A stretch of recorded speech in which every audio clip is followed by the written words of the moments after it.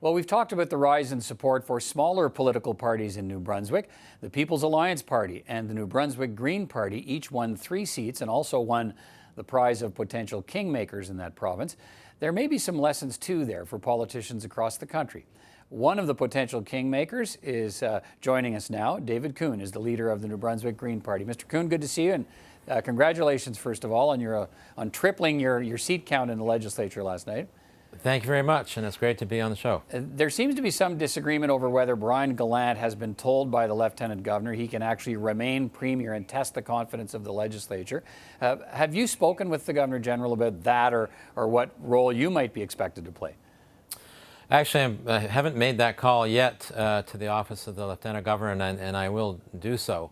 But certainly, as far as my role goes, I'm hoping to play a very positive role in terms of bringing about the more collaborative, cooperative kind of legislative assembly that New Brunswickers really have given us the opportunity to do with the way they have voted and constructed this legislature of New Brunswick. Yeah, thanks for. I said Governor General. I meant Lieutenant Governor. Thanks for catching that. But so, in your view, you have the Conservatives winning the seat count last night by 1 seat, but the Liberals winning the popular vote count.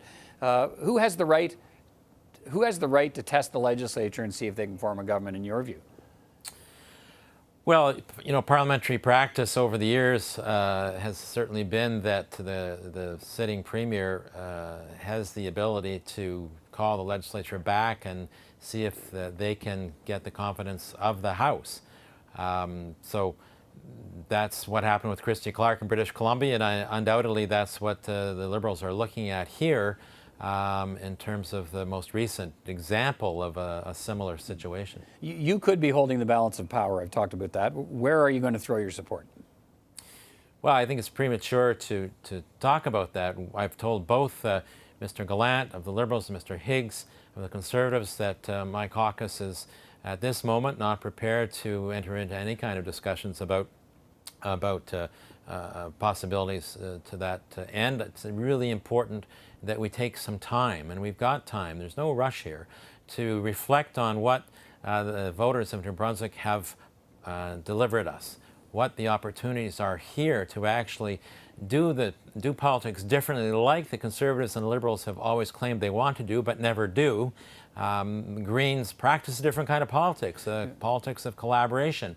And that's what people want us to do in the Legislative Assembly. They want to see an end to one party throwing the other party under the bus and the gotcha politics, and want to see us collaborating to solve some of the real challenges that our province faces. Okay. And so if I can play that role to bring people together to help build some trust among the old line parties, that they can see that it is possible to do things differently, that they can liberate their members to a degree to be free of the strict party discipline they've been weighed down under for so many years, that will make a big difference. Oh, fair enough, but I mean, you know where both parties stand. You've just gone through an election campaign, so I appreciate you want a period of reflection, but looking at what both parties were offering the people of New Brunswick, do you find yourself more aligned with one than the other?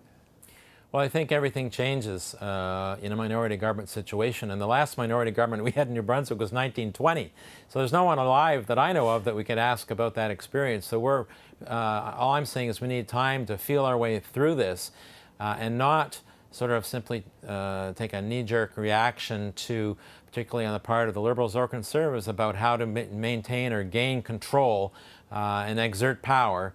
We need to think about this from a collaborative point of view, of how to best advance a positive agenda for the people of New Brunswick, to tackle real challenges, to advance a greener agenda for New Brunswickers. Clearly they want that, in a way that's going to be positive for everyone.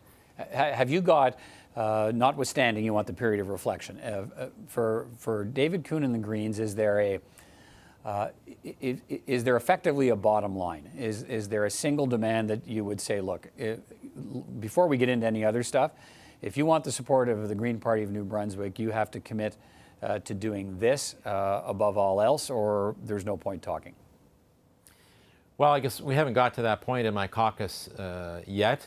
In terms of those discussions, we're going to have a number of meetings in the coming days, and I'll be in a much better position to answer that kind of a question next week. Okay, nothing at all. What about what about ideas around democratic reform? Ideas around the way elections are run? I don't know what you might be able to ask for in that regard, but what about that? Well, you know, as I say, we practice a different kind of politics, and that goes right to how our party operates. So it would be premature for me to suggest things without arriving in an agreement with my caucus members, and that's what will happen. Why do you think more voters in New Brunswick turn to parties other than, as you described them, and I think I might have described them as well, the old line parties, the Liberals and Conservatives? They've traded power in that province for decades, in majority governments as well. It's always been fairly decisive. Are there any messages that you see in that vote, not just for New Brunswick, but for the rest of the country? Absolutely. With successive governments led by the old line parties, people in New Brunswick have felt poorly served. We've seen successive governments seem distracted from addressing the real issues at hand to serve the public interest, to advance the common good, and all too often seem preoccupied with their own political interests and sometimes captured by special interests. We see this in PEI now with the Green Party leading the the governing Liberals in the polls, and the leader of the Green Party far ahead in the popularity polls of the sitting premier.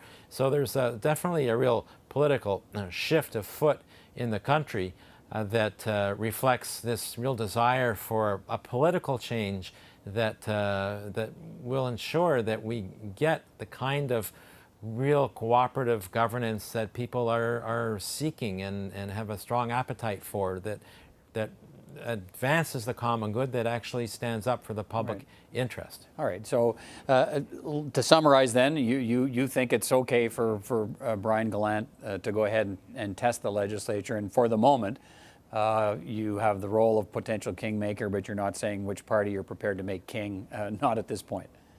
Well, you know, I'm not so big on kings, so we'll see how the discussion evolves over the next couple of weeks. As I said, there's no rush. The Legislative Assembly wouldn't come back till sometime in November in any event.